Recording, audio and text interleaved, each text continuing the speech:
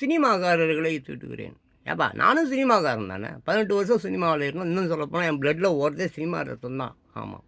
28 வருஷமாக real estate ஏஜென்ட்டாகி இருந்திருக்கிறேன். எவ்வளோ பேருக்கு வீடு நிலம் வாங்கி கொடுத்துருக்குறேன். எவ்வளோ பேருக்கு லீஸுக்கு வீடு எடுத்து கொடுத்துருக்கேன். எவ்வளோ சினிமாக்காரனுங்களுக்கு சினிமாக்காரன் வீடு விட மாட்டான். நான் வீடு எடுத்து கொடுத்துருக்கேன். என்ன நம்பி சினிமாக்காரன் ஜான் சொல்கிறானா அப்போனா அந்த சினிமாக்காரன் நல்லவனாக தான் இருப்பான்ட்டு அந்த சினிமாக்காரன் சொந்த சினிமா அந்த வீட்டு சினிமாக்காரன் இருக்கு.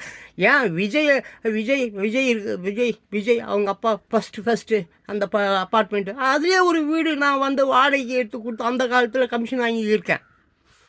சரி, அதை பற்றிலாம் நான் பேசவில்லை. இப்போது வையாபுரி இருக்கிறார். வையாபுரி கூட நான் ஒரு சினிமா படம் நடிச்சிருக்கேன். ஆகாயம் என்று அந்த சினிமா படம் பெயர். முரளி தான் ஹீரோ. அந்த படம் வரவே இல்லை. 40 லட்ச ரூபா நஷ்டம். அந்த காலத்துலேயே அவர் வந்து மைக்கேல் ஜாக்சன் கேரக்டர் பண்ணியிருப்பார் வையாபுரி. நான் வந்து ரிக்ஷா ஓட்டுவேன். என் ரிக்ஷாவில் அவர் வருவார். நான் ஊரை சுற்றி காட்டுறேன்னு சொல்லிட்டு சாமா அந்த படம் ரிலீஸ் ஆகலாம். அது விடு. அவர் வையாபுரி தன்னுடைய மகளை வந்து டாக்டர் ஆக்கியிருக்காரு.